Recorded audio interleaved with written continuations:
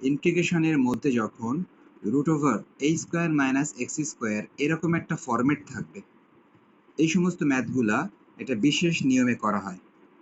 সেই বিশেষ নিয়মটা হচ্ছে, এই সমস্ত ম্যাথে সব সময় তোমাকে ধরে নিতে হবে লেট x = a sin θ। তাহলে এটা একটা বিশেষ ফরম্যাট। ইন্টিগ্রেশনের মধ্যে যদি এরকম একটা ফরম্যাট থাকে, এরকম ফরম্যাটের ম্যাথগুলোতে সব সময় ধরে নিতে হবে x = a sin θ। তাহলে তোমাকে যদি আরো একটা এক্সাম্পল দেই, ইন্টিগ্রেশনের মধ্যে মনে করো এরকম থাকলো, √ দিয়ে থাকলো 16 - x² থাকলো। তাহলে একটু উপরেরটা ফলো করে বলার চেষ্টা করো তো, এই ম্যাথে x = কি ধরা উচিত?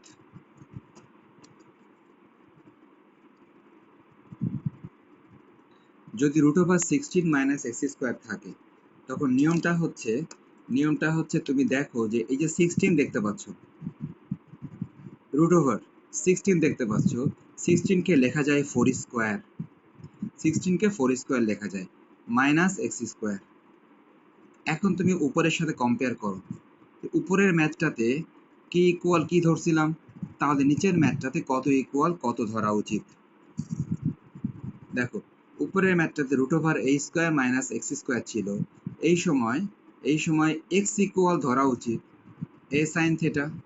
তাহলে এই মুহূর্তে x ইকুয়াল ধরা উচিত 4 sin θ। একটু চিন্তা করো ব্যাপারটা মেলে কিনা। অর্থাৎ ব্যাপারটা হচ্ছে, a স্কয়ার যখন ছিল তখন তুমি a sin θ ধরছো, তাহলে যখন 4² থাকবে তখন তুমি ধরবা 4 sin θ। এখানেও x ইকুয়াল ধরবা, এখানেও x ইকুয়াল ধরবা। কিরকম? a স্কয়ার থাকলে a sin θ, আর যদি 4² থাকে তাহলে 4 sin θ।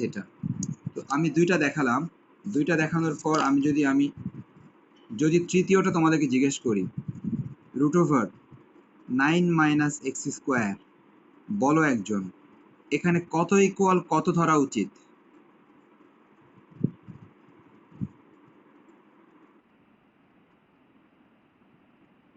হ্যাঁ, তাহলে আলটিমেটলি রাইট, x = 3 sin θ হবে। অর্থাৎ ব্যাপারটা হচ্ছে এটাই যে 9 কে লেখা যায় 3², 9 কে যদি আমরা 3² লিখি তো x ইকুয়াল ধরা উচিত 3 sin θ ধরা উচিত। ঠিক অনুরূপভাবে আরো অনেক কিছুই সম্ভব। আর একটা লিখে দিই, 25টা লিখে দিই, যেগুলো ম্যাথের মধ্যে আমার বেশি আছে সেগুলো সবই লিখে দিচ্ছি। √25 - x², এই তাসফিয়া বলো তো, এখানে x ইকুয়াল কি ধরতে হবে?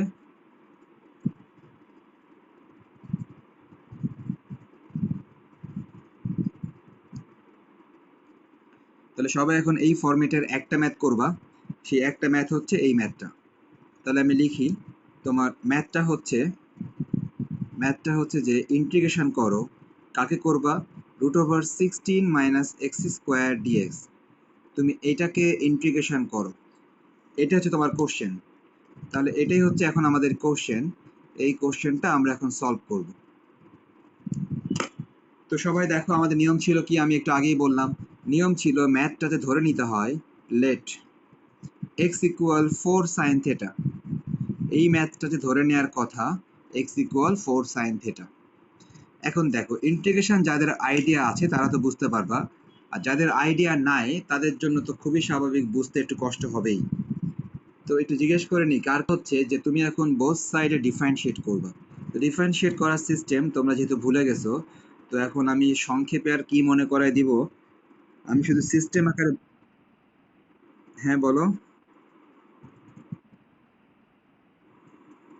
আচ্ছা দেখো, সিস্টেমটা হচ্ছে যে যে x কে ডিফারেন্সিয়েট করলে নরমালি 1 হয়, x কে ডিফারেন্সিয়েট করলে নরমালি 1 হয়।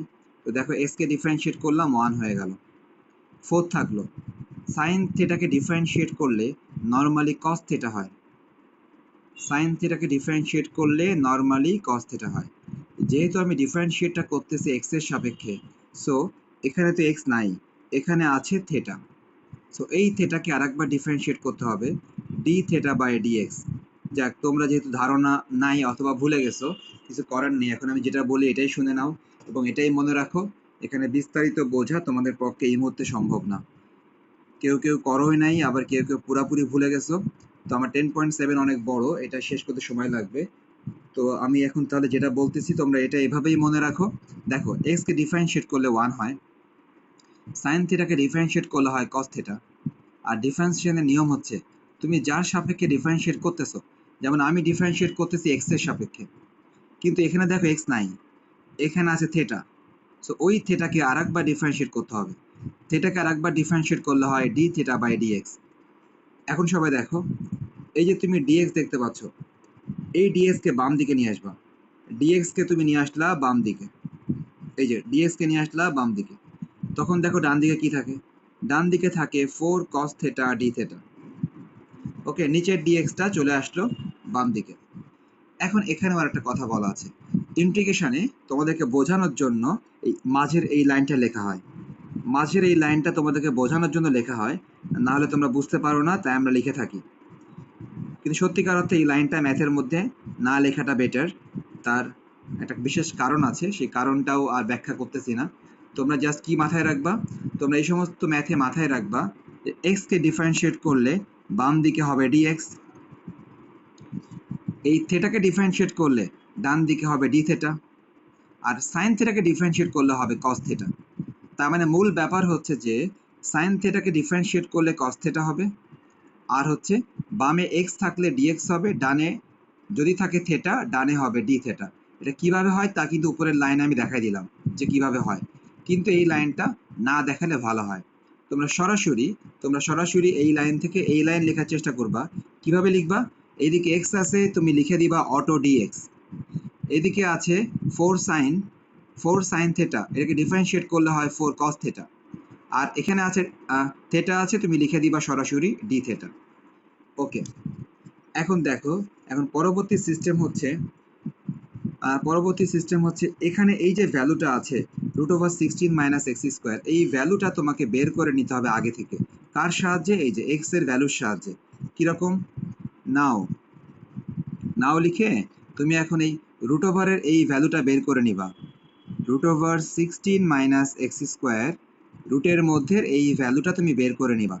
কিভাবে সবাই খেয়াল করো, √16 দেখো সবাই, এই যে x², তার মানে কি, এই যে x² করে দিলাম, x কে স্কোয়ার করে দিলে কি হয়, নিশ্চয়ই এটা স্কোয়ার হয়ে যাবে। সো এটা actually 4 sine theta whole square. আমরা কি করলাম, আমরা এখন কি চাচ্ছি, আমরা চাচ্ছি যে এই সমস্ত ভ্যালুগুলো তো আসলে আমরা ইন্টিগ্রেশনের মধ্যে বসাবো, বসায় তারপর আমরা তাকে ইন্টিগ্রেশন করব। তো সিস্টেমটা হচ্ছে যে √ওভার দেওয়ার পর এই যে √ওভার এই ভ্যালুটা আমরা আগে থেকে বের করে রাখবো। √ওভার এই ভ্যালুটা আগে থেকে বের করে রাখতেছি। কি করলাম, এক্স এর পরিবর্তে বসিয়ে দিলাম 4 সাইন থিটা, এক্স এর পরিবর্তে। এখন তুমি √ওভার দিলাম, দেওয়ার পর 16 - 4 সাইন থিটাকে হোল স্কোয়ার করলে হবে 16 সাইন স্কোয়ার থিটা। 4 সাইন থিটাকে হোল স্কোয়ার করলাম, এটা হবে 16 সাইন স্কোয়ার থিটা। নেক্সট ওই লাইনের পরের লাইন, আমি কিন্তু এখানে লিখতেছি ওই লাইনের পরের লাইন। সবাই এখান থেকে 16, এই যে 16 কমন নিবা। যদি সবাই 16 কমন নাও তাহলে কি পাবা, 16 কমন নিলে পাবা 1 - সাইন স্কোয়ার। আমরা এই লাইন থেকে 16টা কমন নিলাম। নেক্সট √16 থাকলো।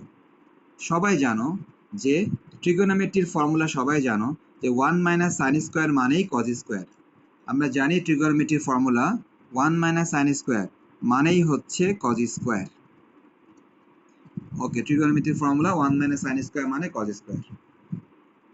নেক্সট 16 কে রুট করলে 4 হয়, কজ স্কোয়ারকে রুট করলে কজ হয়। তো দেখো আমরা কিন্তু এই জিনিসটার ভ্যালু পেয়ে গেলাম, এটার ভ্যালু পেয়ে গেলাম এটা। একটু পরে আমরা সমস্ত ভ্যালুগুলো এই যেখানে বসিয়ে দিব। তার আগে এখানে এই ম্যাথে একটা লিমিট আছে, লিমিটটা আমি দিতে ভুলে গেছি। তোমরা এখন লিমিটটা দিয়ে নিবা, আমি লিমিটটা লিখতেছি, সবাই একটু অপেক্ষা করো। লিমিটটা হচ্ছে 0 থেকে 4। সবাই দেখো, এই ম্যাথে আমি লিমিটটা লিখতে ভুলে গেছি, সবাই খেয়াল করো, লিমিটটা হবে 0 থেকে 4। এই যে ম্যাথের লিমিটটা হবে 0 থেকে 4। সবাই লিখে নাও, ইন্টিগ্রেশন 0 থেকে 4, তারপর তো যেটা আছে এটাই, এটাকে বলা হয় ইন্টিগ্রেশনের লিমিট বলা হয়। এখন দেখো ওই লিমিটেরও কিছু কাজ আছে। লিমিটের কাজ কি? লিমিটের কাজ হচ্ছে এগেইন লিখে তোমাকে এখন ওই লিমিটটা চেঞ্জ করে ফেলতে হবে। কিরকম চেঞ্জ? দেখো সিস্টেম হচ্ছে, যখন এখানে dx থাকে তখন এটাকে x এর মান ধরা হয়। যখন এখানে dx থাকে তখন এটা x এর মান, এটাও x এর মান। তার মানে ইন্টিগ্রেশন যার সাপেক্ষে করা হয়, এই লিমিটটা অ্যাকচুয়ালি সেই ভ্যারিয়েবলের ভ্যালু। যেহেতু ইন্টিগ্রেশন করা হচ্ছে x এর সাপেক্ষে, তার মানে এটাও x এর ভ্যালু, এটাও x এর ভ্যালু। সো আমরা দেখতে পাচ্ছি সবাই x এর ভ্যালু 0। ইফ x ইকুয়াল 0, দেন সবাই খেয়াল করো, আমরা দেখতে পেলাম যে মূল ম্যাথে x এর ভ্যালু 0। তাহলে এটা কোথায় কাজে লাগানো হবে সবাই খেয়াল করো। x এর ভ্যালু 0 এই যে এখানে, এখানে তুমি এই x এর পরিবর্তে লিখে দিবা 0। x এর পরিবর্তে লিখে দিবা 0, লিখে ইকুয়াল দেখো 4 sin থিটা। ওকে, আমি কিন্তু এই লাইনে x এর ভ্যালু 0 বসিয়ে দিলাম। এখন আমরা এটা ক্যালকুলেশন করি সবাই। সবাই দেখো ক্যালকুলেশন করলে কেমন হয়। ক্যালকুলেশন করলে আমি দেখতে পাচ্ছি যে অর sin থিটা ইকুয়াল 0 হয়। চিন্তা করো, এই যে 4টা না, 4টা মনে করো সাইড চেঞ্জ করে ফেললো। 4টা যদি সাইড চেঞ্জ করে ফেলে তাহলে 0-র সাথে 4 গেলে 0 হয়ে যায়। নেক্সট তোমাকে চিন্তা করতে হবে যে থিটা ইকুয়াল সাইন ইনভার্স 0। দেখো বিষয়টা, আমি বাম দিকে এই থিটা রেখে দিলাম, এই থিটা বাম দিকে রেখে দিলাম, তাহলে সাইনটা যদি ডান দিকে যায় নিশ্চয়ই সাইন ইনভার্স হয়ে যাবে। অ্যান্ড ফাইনালি আমরা বলতে পারি যে দেয়ারফোর থিটা ইকুয়াল, সবাই জানি by calculator, sine inverse 0 equal 0 by calculator. তো দেখো লিমিট কিন্তু আরও একটা আছে। দেখো আমরা একটু আগে কি করলাম, একটু আগে x এর ভ্যালু 0 নিয়ে কাজ করলাম। এখন আমরা কাজ করব x এর ভ্যালু এই 4 নিয়ে কাজ করব, x এর ভ্যালু 4 নিয়ে কাজ করব। তো কি লিখব? সেম ভাবে লিখব, ইফ x ইকুয়াল 4, দেন মাহি বলো তো x ইকুয়াল 4 কোথায় বসাবো? ওকে, সবাই দেখতে পাচ্ছ x ইকুয়াল 4, x ইকুয়াল 4 কোথায় বসাবো? এই যে এখানে বসাবো, অর্থাৎ এই লাইনটাতে। এই লাইনটাতে একটু আগে আমরা x এর ভ্যালু 0 বসিয়েছিলাম, এখানে এখন x এর ভ্যালু বসাবো 4। তো সবাই তাহলে এখানে x এর ভ্যালু 4 বসাও। দেখো সবাই 4 equal 4 sin theta. Next or 4 4 সবাই কেটে দাও, 4 4 কেটে দিয়ে কি লিখতে পারি? লিখতে পারি sin থিটা ইকুয়াল 1। 4 4 কাটাকাটি হয়ে গেলে sin থিটা ইকুয়াল 1 হয়। থিটা ইকুয়াল নিশ্চয়ই সাইন ইনভার্স 1 হবে, থিটা ইকুয়াল সাইন ইনভার্স 1 হবে। শেষ পর্যন্ত বাই ক্যালকুলেটর, তুমি ক্যালকুলেটর ব্যবহার করলে দেখতে পাবা থিটা ইকুয়াল সাইন ইনভার্স 1 এর ভ্যালু অ্যাকচুয়ালি π/2 বা 90। তুমি ক্যালকুলেটর ব্যবহার করলে দেখতে পাবা যে সাইন ইনভার্স 1 এর ভ্যালু π/2 বা 90। এই ভ্যালুগুলো তুমি বসিয়ে দিবা কোথায়? সমস্ত ভ্যালু, একটা দুইটা ভ্যালু না কিন্তু প্রত্যেকটা ভ্যালু। এতক্ষণ আমরা যতগুলো ভ্যালু ধরে নিয়েছি এবং বের করে নিয়েছি এবং লিমিট চেঞ্জ করেছি, প্রত্যেকটা ভ্যালু তুমি এখন বসিয়ে দিবা এই ইন্টিগ্রেশনের মধ্যে। সো আমরা এখন এই ইন্টিগ্রেশনটাকে আরেকবার লিখে নিব সবাই এই ইন্টিগ্রেশনটা আরেকবার লিখে নিব। তাহলে কিরকম হবে দেখো, দেয়ারফোর দিয়ে সবাই উপরের ওই ইন্টিগ্রেশনটা আরেকবার লিখে নাও, 0 থেকে 4 √16 - x² dx। আমরা কি করলাম, উপরের ওই ইন্টিগ্রেশনটা আরেকবার লিখে নিলাম। এখন আমি প্রত্যেকটা ভ্যালু বসাবো, তোমরা খেয়াল করবা। আমরা এখন যে কথাটা বললাম প্রত্যেকটা ভ্যালু বসাবো আমাদের মূল ম্যাথে, এটাই কিন্তু আমাদের মূল ম্যাথ, এটাই মূল ম্যাথ। এই মূল ম্যাথে প্রত্যেকটা ভ্যালু বসাবো। আমি 1 বাই 1 ভ্যালু বসাই, তোমরা খেয়াল করো। দেখো প্রথম কথা, লিমিট ছিল 0 থেকে 4। দেখো এই যে 0 থেকে 4, তুমি দেখো নতুন লিমিট কত পেয়েছো। দেখো নতুন লিমিট 0-র পরিবর্তে পেয়েছো এই যে 0 পেয়েছো। আবার দেখো নতুন লিমিট 4-এর পরিবর্তে পেয়েছো π/2। সো তোমরা নিশ্চয়ই দেখতে পাচ্ছ যে পুরাতন লিমিট ছিল 0 থেকে 4, 0 থেকে 4, নতুন লিমিট 0 থেকে π/2। সবাই নতুন লিমিট বসিয়ে দাও 0 থেকে π/2। ব্যাস, আমি একটা ভ্যালু বসালাম। বাকি ভ্যালুগুলিও আমি ঠিক এভাবেই তোমাদেরকে দেখিয়ে দেখিয়ে বসাবো। সবাই ভালো করে খেয়াল করো, বুঝতে পারবা। নেক্সট, এবার সবাই খেয়াল করো, এই যে ভ্যালুটা আছে √16 - x², এই যে ভ্যালুটা আছে, এই ভ্যালুটা কোথায় আছে? নুসরাত খুঁজে বের করো তো, এবং এটার ভ্যালু কত বলো তো।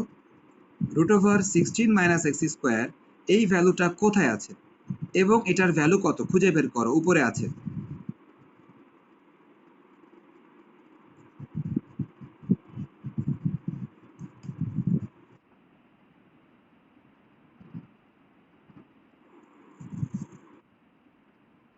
তো এটার ভ্যালু কত পেয়েছো, দেখো তো কত পেয়েছো এটার ভ্যালু।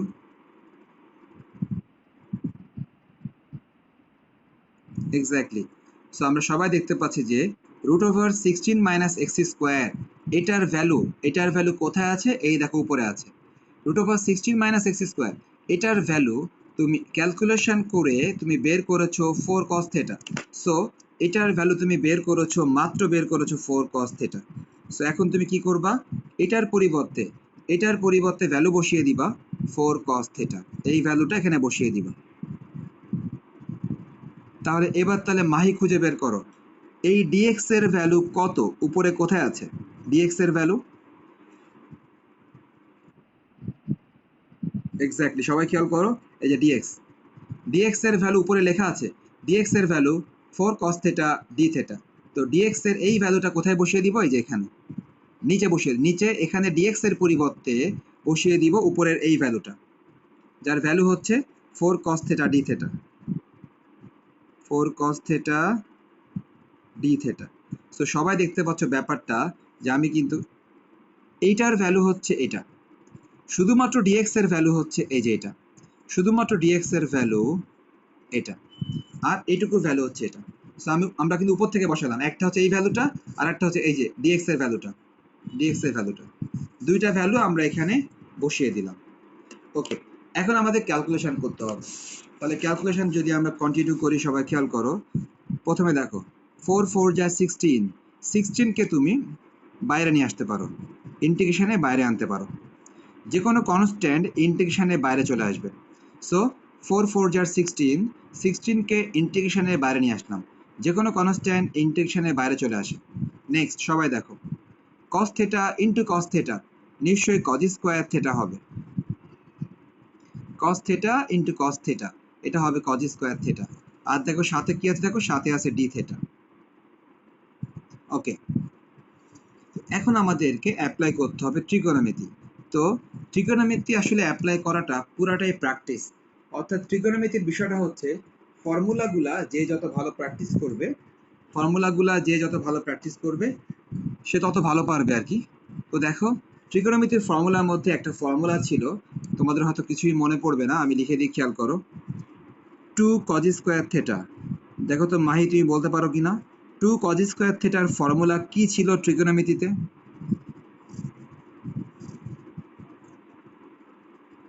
ওকে, ভুলে গেছো, খেয়াল করো, এটা ছিল 1 প্লাস cos 2 θ।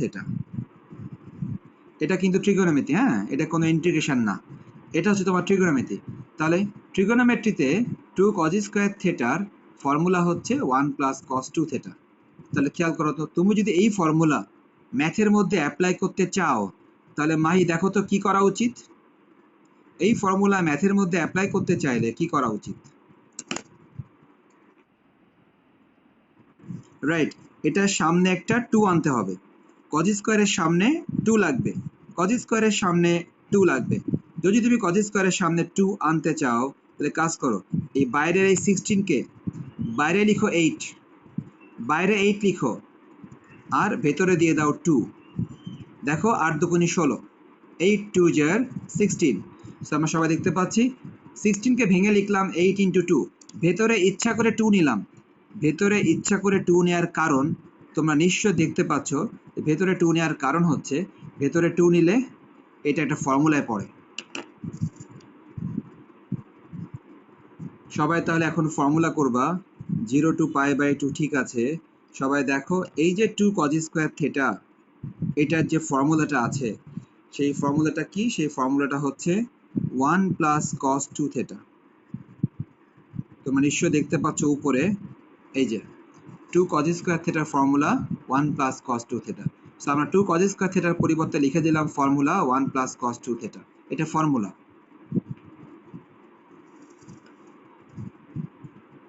এখন আমরা ইন্টিগ্রেশন করব। ইন্টিগ্রেশন যারা ভুলে গেছো তারা এখন অল্প সময়ে তো আর মনে করতে পারবে না, প্র্যাকটিস করতে হবে। সো আমি এখন যেটা লিখে দিচ্ছি তোমরা এখন এটা এভাবেই মনে রাখতে হবে, কিছুই করার নেই। এগুলো সবই ফর্মুলা, সবই ইন্টিগ্রেশনের ফর্মুলা। দেখো সিস্টেম হচ্ছে ইন্টিগ্রেশন 1 ডিএক্স যদি কেউ করে, এটার ফর্মুলা হচ্ছে শুধু এক্স। আমি কিন্তু ফর্মুলা লিখতেছি। ইন্টিগ্রেশন 1 ডিএক্স যদি কেউ করে সে এক্স পাবে। তাহলে ইন্টিগ্রেশন 1 ডি থেটা যদি কেউ করে সে পাবে থেটা। অর্থাৎ যদি এখানে 1 থাকে তাহলে এখানে ডিএক্স থাকলে এখানে এক্স আসবে, যদি এখানে 1 থাকে তখন এখানে ডি থেটা থাকলে এটা থেটা আসবে। একইভাবে যদি এরকম থাকে ইন্টিগ্রেশন 1 ডিটি, মাই কি হবে? ইন্টিগ্রেশন 1 ডিটি টি হবে। এগুলো সবই কিন্তু ফর্মুলা, আমি জাস্ট তোমাদের মনে করার জন্য একই রকম অনেকগুলো লিখতেছি, একই রকম অনেকগুলো লিখলাম। ওকে, তাহলে সবাই খেয়াল করো, ইন্টিগ্রেশন এই যে 1, ইন্টিগ্রেশন 1 সাথে কি আছে? D theta. আবারও দেখো ইন্টিগ্রেশন 1 সাথে আছে ডি থেটা, তার মানে এটা হওয়া উচিত থেটা হওয়া উচিত।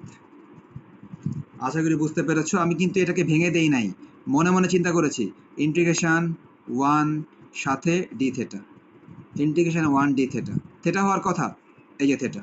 নেক্সট তোমরা আরেকটা ফর্মুলা দেখো, সবই ফর্মুলা। ইন্টিগ্রেশনের মধ্যে যদি কখনো cos 2x থাকে, এগুলো সবই ফর্মুলা, তোমাদেরকে মনে হয় দিয়েছিলাম একবার গ্রুপে, হয়তো মাই অনেক পরে জয়েন করেছো, কিন্তু গ্রুপে দেয়া ছিল এই সমস্ত ফর্মুলাগুলা। ইন্টিগ্রেশন cos 2x dx, মনে রাখবা ইন্টিগ্রেশন cos 2x dx এর সরাসরি ফর্মুলা হচ্ছে sin 2x by 2, sin 2x by 2। এটা ফর্মুলা এই মুহূর্তে মনে রাখো, মনে রাখা ছাড়া কোনো উপায় নেই আপাতত। তাহলে সবাই মনে রাখতেছো ইন্টিগ্রেশন cos 2x, এটার ফর্মুলা হচ্ছে sin 2x by 2। তাহলে মাহি বলো তো integration cos 2 theta D theta কত হবে?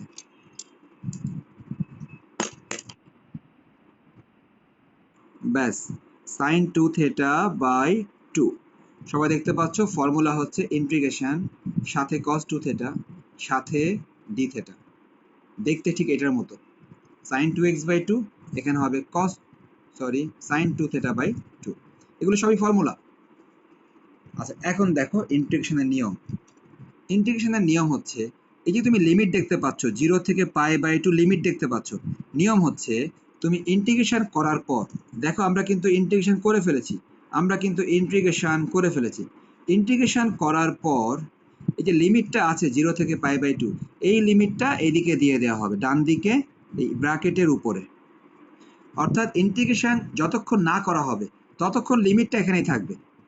যখনই ইন্টিগ্রেশন সূত্রের সাহায্যে করে ফেলা হবে, সূত্রের সাহায্যে যখনই ইন্টিগ্রেশন করে ফেলা হবে তখনই আর ইন্টিগ্রেশন সিম্বলটা আর থাকবে না। ইন্টিগ্রেশন সিম্বলটা তখন আর থাকবে না, তখন তুমি থার্ড ব্র্যাকেট দিয়ে ইন্টিগ্রেশনের এই লিমিটগুলা ডান দিকে লিখে দিবা। ওকে, তাহলে এটা লেখার পর এখন দেখো নিয়মটা কি। এখন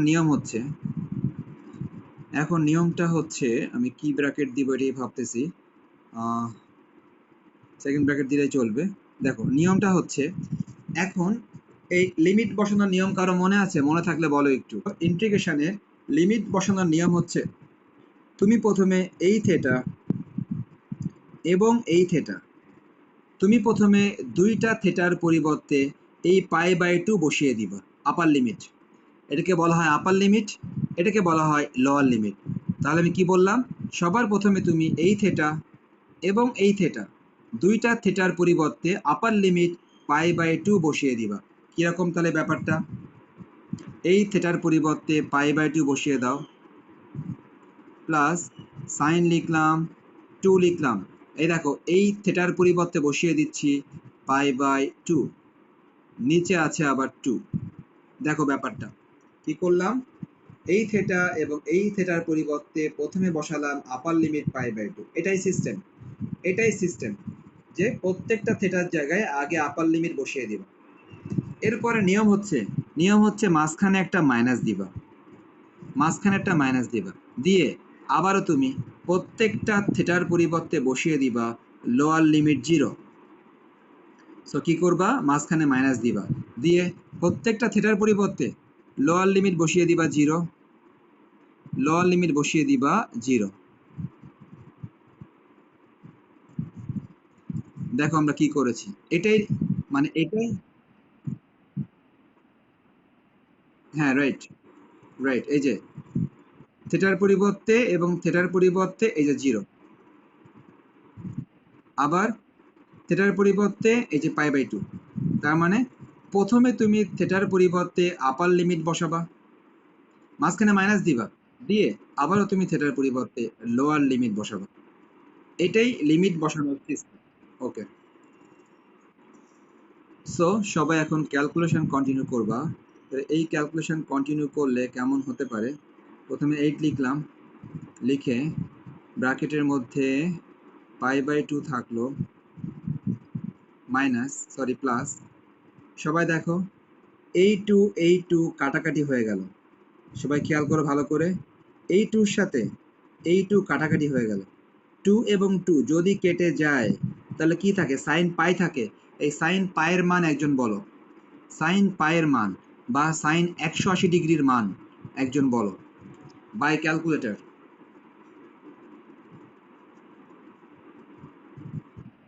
0। তাহলে দেখো আমরা বুঝতে পারলাম এই টু কেটে গেল, কেটে যাওয়ার পর সাইন পাই থাকে, সাইন পাই মানে সাইন 180, সাইন 180-র ভ্যালু 0। দেখো এদিকে কি আছে, দেখো প্রথমটা 0 প্লাস, দেখো উপরেরটা খেয়াল করো, উপরেরটা কিন্তু সাইন 0 অ্যাকচুয়ালি,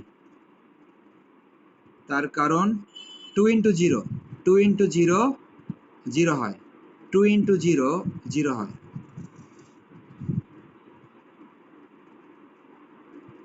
π/2 প্লাস, দেখো সবাই 0/2, 0/2 নিশ্চয়ই 0 হবে, 0/2 নিশ্চয়ই 0 হবে। তারপর কি হবে ব্র্যাকেটের মধ্যে, এটা 0 প্লাস সাইন 0-র মান 0 সবাই জানি, সাইন 0-র মান 0। তোমরা মোটামুটি দেখতে পাচ্ছি এখান থেকে যে 0 তো আর লেখার দরকার নেই, মাইনাস 0 প্লাস 0। দেখো জিরোগুলো সব বাদ দিতে হবে, হ্যাঁ জিরোগুলো সব বাদ দিয়ে দাও, জিরোগুলো সব বাদ দিলে এটা থাকে। শেষ পর্যন্ত কাটাকাটি করো, 4π। এই 4π হচ্ছে আমাদের আনসার। যে অঙ্কটা ছিল ওই অঙ্কটা কেমন ছিল দেখো, অঙ্কটা ছিল ইন্টিগ্রেশন 0 to 4 √16 - x² dx। তো অঙ্কটার আনসার আসলো 4π। ওকে, অঙ্কটার আনসার আসলো হচ্ছে 4π।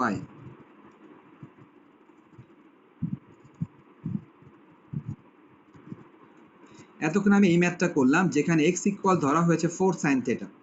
তাহলে একই নিয়মে তোমাকে যদি এটা হোমওয়ার্ক দিই, তুমি নিজেই চিন্তা করো, কিন্তু একই রকম। এখানে x ইকুয়াল ধরতে হবে 3 sin θ, আর এখানে x ইকুয়াল ধরতে হবে 5 sin θ। তার মানে একই নিয়মে তুমি এই দুটো ম্যাথ করতে পারবা। আবার দেখো এই ম্যাথটাও তুমি করতে পারবে একই নিয়মে, x ইকুয়াল ধরবা a sin θ। তো এটাই ছিল মোটামুটি ব্যাপার আর কি, যে তুমি একই নিয়মে সবগুলো ম্যাথ ঠিক এভাবেই করবা। ওকে, তাহলে এখন তোমাদেরকে এই ম্যাথগুলো আমি দিচ্ছি। হ্যাঁ বলো।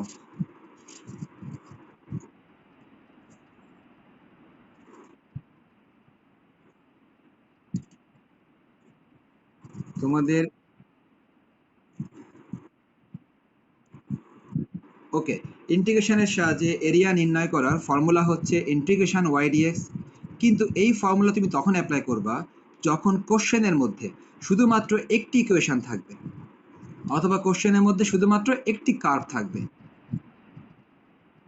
লেখা ব্লার, বাকিদের কি ব্লার? আমারটা রেড সিগন্যাল।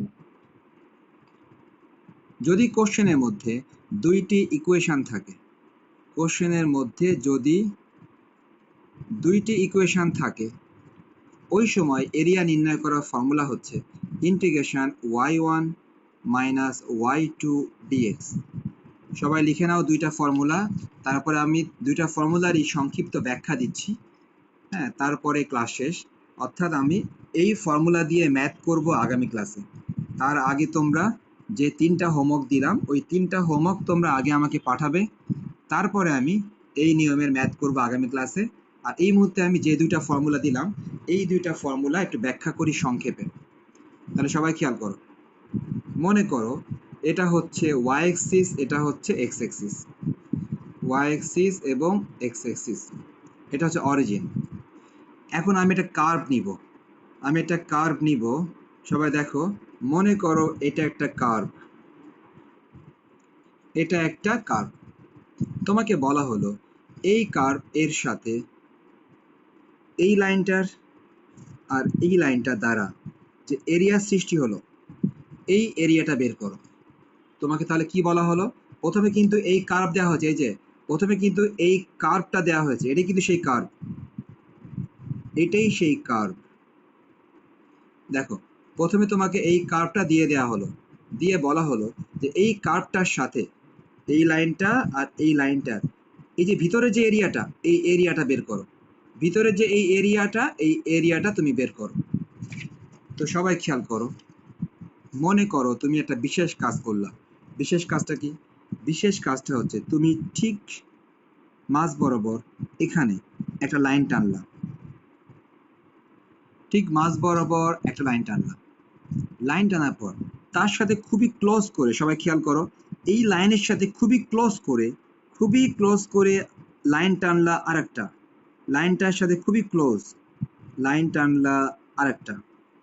দেখো তো এই দুইটা লাইনের মাধ্যমে যে এরিয়া সৃষ্টি হলো, এই এরিয়াকে কি একটা রেক্ট্যাঙ্গেল বলা যায়? একটু কথা বলো তো। এই যে একটা ছোট্ট এরিয়া সৃষ্টি হলো দুইটা লাইনের মাধ্যমে, এটা রেক্ট্যাঙ্গেল কিন্তু বলা যায়। তো এই যে রেক্ট্যাঙ্গেলটা, যে কোনো রেক্ট্যাঙ্গেলের এরিয়া কি হয়? লেন্থ ইন্টু ব্রেথ, তাই না? যে কোনো রেক্ট্যাঙ্গেলের এরিয়া হয় লেন্থ ইন্টু ব্রেথ। মনে করো আমি ধরে নিলাম এই দুইটা লাইন দেওয়ার মাধ্যমে যে ছোট্ট রেক্ট্যাঙ্গেল সৃষ্টি হলো, এই রেক্ট্যাঙ্গেলের লেন্থের নাম দিলাম y, আর এই যে একটা ছোট ব্রেথ, এটার নাম দিলাম ডেল এক্স, এটার নাম দিলাম ডেল এক্স। ভালো কথা। তাহলে এখন তুমি দেখো তো এই ছোট্ট রেক্ট্যাঙ্গেলের এরিয়া কত হবে? Length into breadth. দেখো ব্যাপারটা ঠিক আছে কিনা। এই ছোট্ট রেক্ট্যাঙ্গেলের এরিয়া হবে, আচ্ছা খেয়াল করলাম যে এই যে দুইটা লাইন টানার মাধ্যমে যে ছোট্ট একটা এরিয়া সৃষ্টি হলো, সবাই খেয়াল করো, ছোট্ট একটা এরিয়া সৃষ্টি হলো। এই এরিয়াটা কত? এই এরিয়া নিশ্চয়ই লেন্থ ইন্টু ব্রেথ হবে, লেন্থ ইন্টু ব্রেথ। ভালো কথা। হওয়ার পর দেখো তো সবাই, ঠিক এইরকম ছোট ছোট রেক্ট্যাঙ্গেল এখানে কি অনেকগুলো পসিবল না? এখানে এরকম ছোট ছোট রেক্ট্যাঙ্গেল অনেকগুলো পসিবল কিনা? ডানে বামে এরকম অনেকগুলো স্মল রেক্ট্যাঙ্গেল পসিবল কিনা মাহি?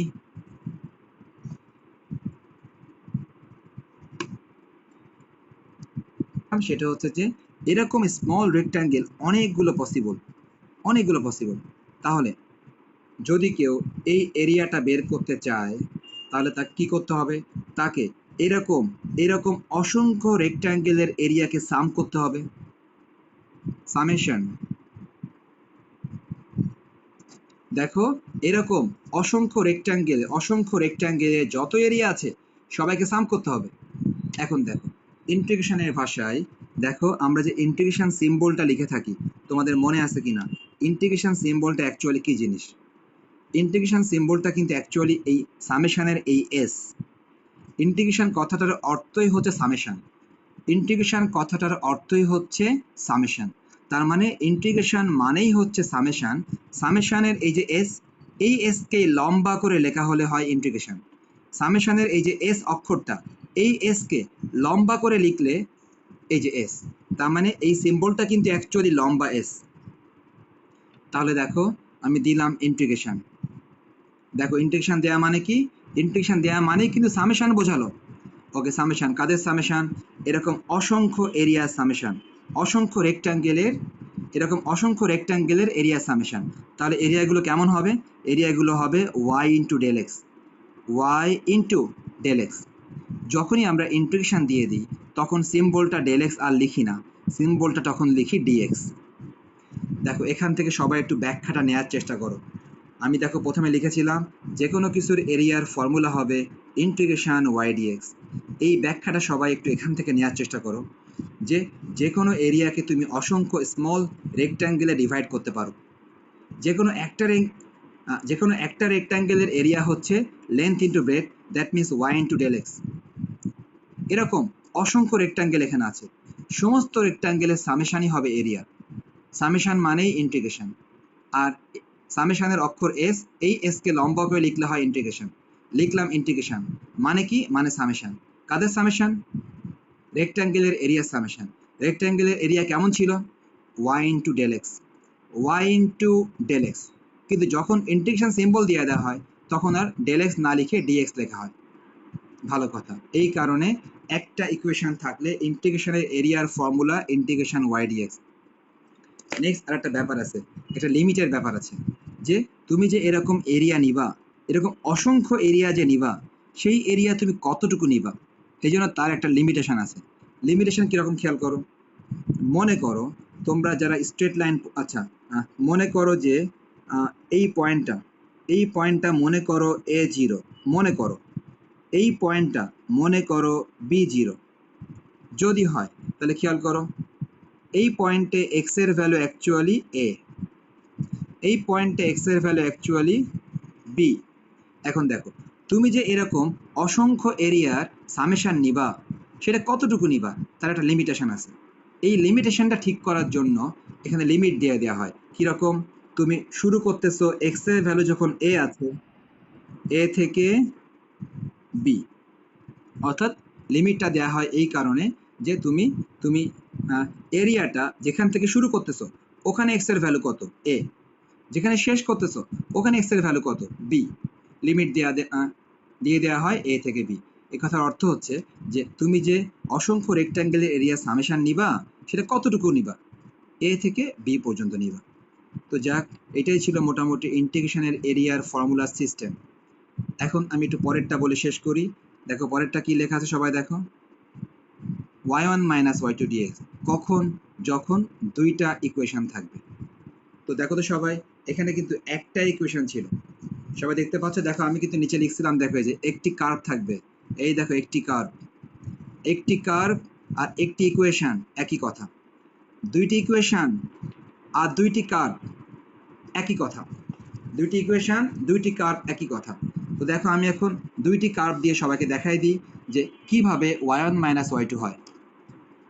সবাই একটু বোঝার চেষ্টা করো। এটা এক্স এক্সিস, এটা ওয়াই এক্সিস, এটা অরিজিন।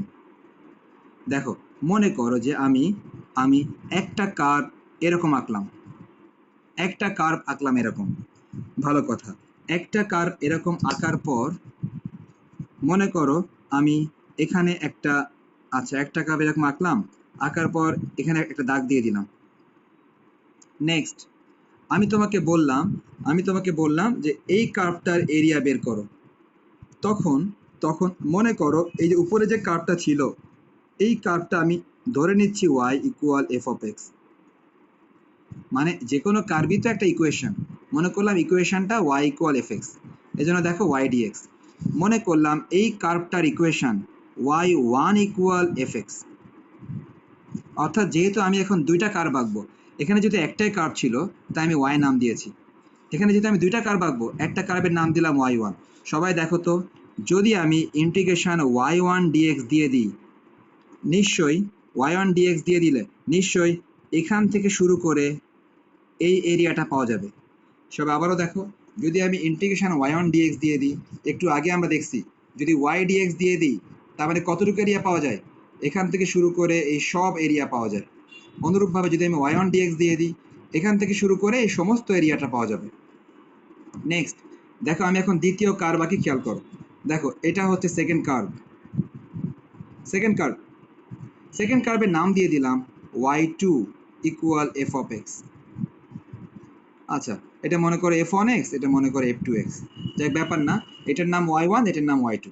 এখন দেখো তো, যদি আমি ইন্টিগ্রেশন y2 dx দিয়ে দিই, তাহলে মাহি বলো তো, y2 dx দিয়ে দিলে কতটুকু এরিয়া পাবো তুমি বলো, আমি মার্ক করি।